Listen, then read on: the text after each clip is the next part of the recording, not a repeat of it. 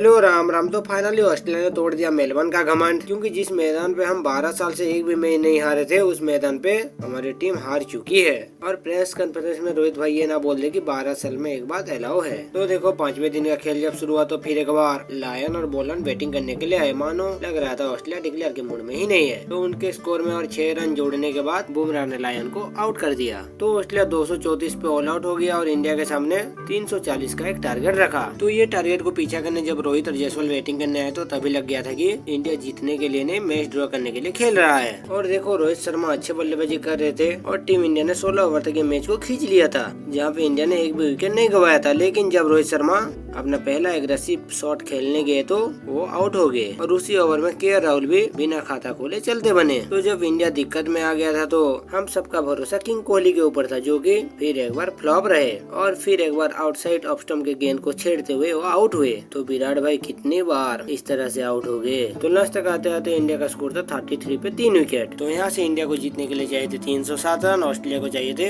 7 wicket. तो lunch के बाद जायसवाल और पंत ने पारी को थोड़ा संभाला और अच्छे माइंड से बैटिंग करने लगे। और मानो लग रहा था सुनील गावस्कर ने जो ऋषभ पंत के बैटिंग के टेक्निक के बारे में बोला था वो अभी काम आ रहा था, क्योंकि ऋषभ पंत एक भी अटैकिंग शॉट खेलने ही नहीं आ रहे थे। तो इसी भी जायसवाल ने अपना 50 भी पूरा कर लिया और ऋषभ पंत के साथ मिलके पारी को आगे बढ़ाने लगे। तो दूसरे सेशन में हमारा एक भी विकेट नहीं गिरा और टी तक आते आते इंडिया का स्कोर था 112 पे 3 विकेट। और इसके बाद इंडिया को जीतने के लिए चाहिए थे 228 रन और ऑस्ट्रेलिया को चाहिए थे 7 विकेट। लेकिन टी के बाद ऋषभ पंत उनके पार्ट टाइम गेंदबाज ट्रेविस हेड को छक्का मारने के चक्कर में आउट हो गए और यहाँ से इंडिया का मुसीबत शुरू हो गया। इसके बाद ना जडेजा का बल्ला बोला ना नीतीश कुमार रेड्डी का बल्ला बोला, लेकिन एक तरफ जायसवाल डटे हुए थे। मानो ऑस्ट्रेलिया वालों ने सारी कोशिश कर लिया था कि जायसवाल को आउट करेंगे, लेकिन वो आउट ही नहीं कर पा रहे थे।